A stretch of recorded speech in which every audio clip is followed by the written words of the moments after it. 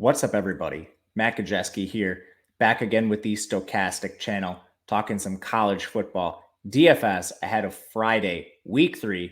We have a 2-game slate, and we'll make sure to get into every position player you need to know. But before we get started, make sure to hit that thumbs up button, subscribe to the channel, and hit the notification bell so you know when this and all other content goes live. We're also brought to you today by BetMGM, and they have a phenomenal offer for you guys. You can bet $10 to win $200 with BetMGM if any team scores a touchdown. Yes, if any team scores a touchdown. Click the link in the video description below to claim your free $200 now.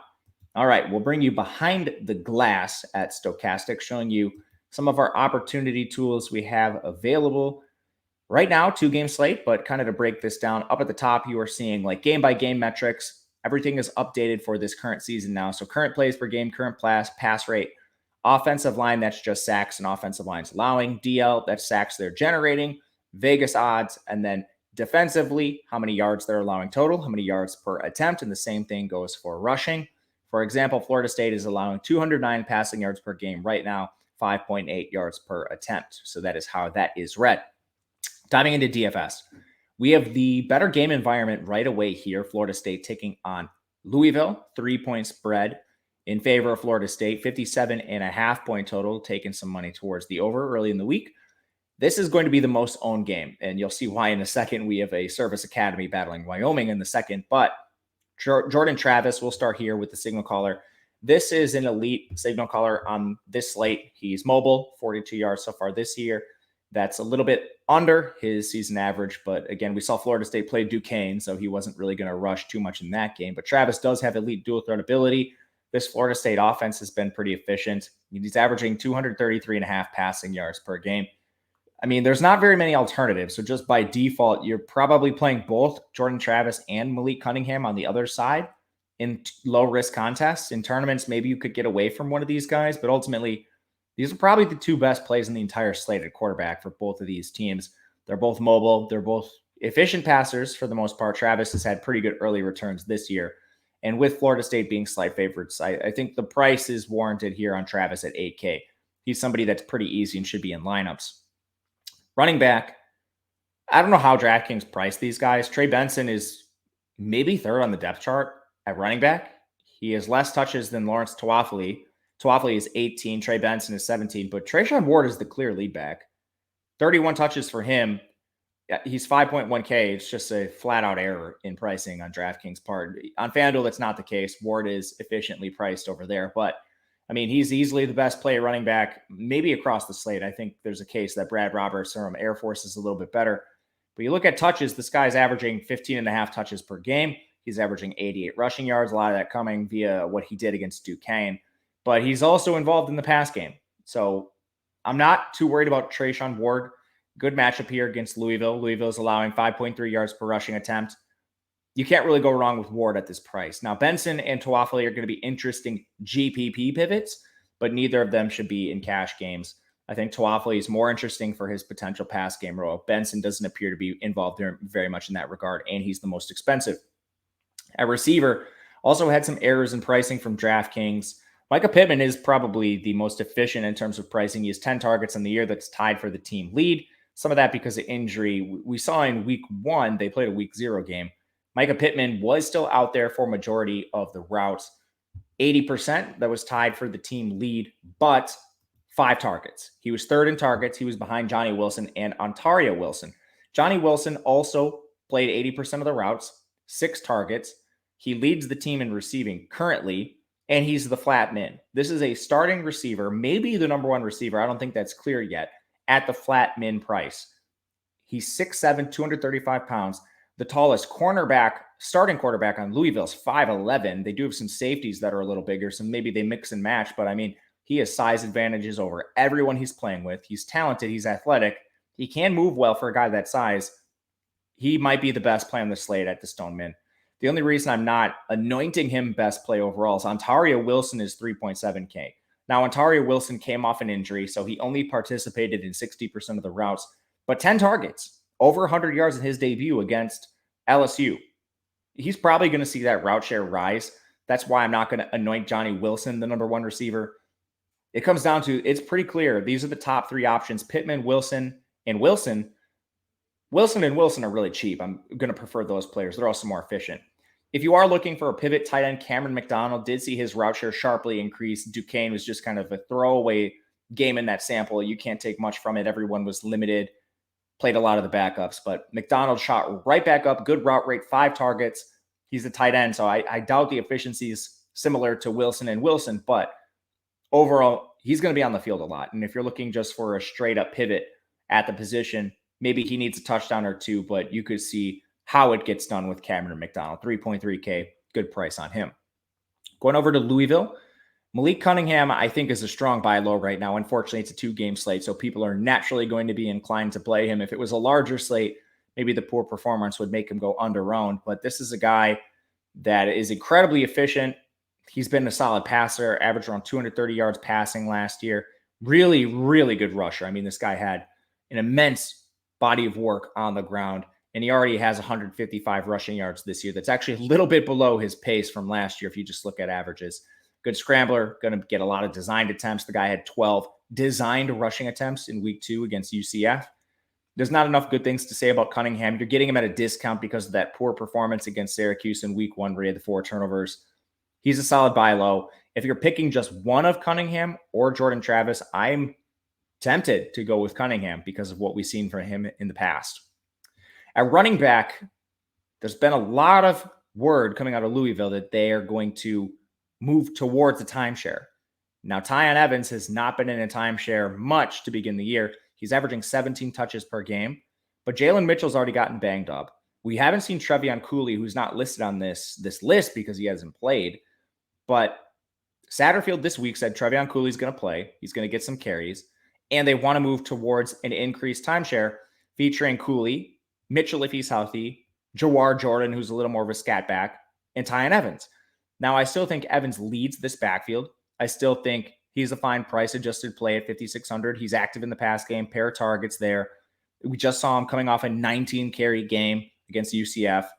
Evans is the guy if you're targeting one of them, but I am a little worried about his touch ceiling. I think if you're playing massive tournaments, Jawar Jordan and Trevion Cooley are interesting GPP plays because we will see condensed ownership tonight. But overall, Tyon Evans is still the best play. At receiver, we saw a little changing of the guard that had nothing to do with Tyler Hudson, the Central Arkansas transfer. 7.9K on DraftKings. He has a 32% target share. He's averaging 84.5 receiving yards per game. 9 targets in week 1, 5 targets in week 2. He's played 100% of the routes. If you're paying up for receiver, Hudson's the guy you want to get. Behind him, D. Wiggins was the wide receiver 2 in week 1, but we saw his route share drop to 33%. That came at the expense, or I guess I should say that came at the benefit of Amari Huggins-Bruce, who has been incredibly efficient for this team going back 2 years now. He's so efficient that they just can't keep him off the field at this point. His route share finally crested 50%. It was down in the 30s in week 1. He only has 6 targets on the year, but he's second on the team in receiving with 104 yards. This isn't a blip either. This guy was incredibly efficient on a small sample last year. He's just too good for Louisville to leave off the field, and it appears their coaching staff finally realizes that. I think Amari Huggins-Bruce is the wide receiver 2 moving forward. Braden Smith is the wide receiver 3, over a 50% route share, 6 targets, not efficient whatsoever. He only has 21 yards, but if you're looking for a pivot or just a cheap play, he is there. However, I think I would rather just go to tight end Marshawn Ford over Braden Smith for a $100 price difference on DraftKings. Marshawn Ford, only 6 targets this year, but playing most of the routes. He's an athletic receiving tight end. He actually led Louisville in receiving last year. He's still 3.9K. He's kind of the glue that gets you to all of the more expensive plays on this slate, along with the cheap Florida State receivers. So I like Marshawn Ford. If you're picking between Ford and the Florida State receivers, that's still an edge towards Florida State, but in tournaments, this could be a contrarian pivot. Game 2, Air Force taking on Wyoming. This spread is bounced all over the board, anywhere from -14 up to -17 and back and forth as well, which is interesting to see. Air Force, they're getting the edge here. The total is 46.5, leaves a lot to be desired. They run the triple offense in Air Force. They'll be facing a weak Wyoming team, somehow is 2-1 based off wins off Tulsa, and they played an FCS team. But looking at Air Force, running the triple option, always tricky to decipher. Usually a team you can ignore on the main slate, but on the 2-game slate, they're a lot more attractive. Hazik Daniels, as far as Armed Force quarterbacks has gone, he's been incredibly efficient. This guy averaged over 90 passing yards per game last year on single-digit attempts. It's super efficient. This year, it hasn't quite been that high, but again, it's going to ebb and flow with Air Force. When you have single-digit passing numbers attempt-wise, you could be all over the board with Daniels. He's still the best Armed Forces quarterback. He's a solid rusher as well. This guy is averaging 10.5 rushing attempts per game. And, these are design rushing attempts. Very rarely is he scrambling or taking sacks because of how little they pass, but 67.5 yards per game. He should be treated as a glorified running back, but on this slate, there's an argument that he is in the top 3, top 4, just pure overall players you should be considering in the super flex outside of the 2 quarterbacks. Really, the only interesting wrinkle is he has to be played at quarterback, so you're foregoing either Cunningham or Travis, but I think it's viable on this slate. At running back, Brad Roberts is the guy. I think he's the number 1 projected running back on the slate, slightly ahead of Ward, but Brad Roberts has no pass game role. That's not an issue. It's the triple option, so he's going to carry the ball a ton. 24 carries in the last game, averaged 23 carries per game last year, averaged over 100 rushing yards last year. He picked up right where he left off. Outside of injury, he's basically a walking 100-yard rushing bonus on DraftKings, even though there is no pass catching work. Behind him, you're going to see John Lee Eldridge, 8 carries in each of the last 2 games. Super efficient for Eldridge. He's a decent pivot at 4.9K if you're just pivoting off Roberts.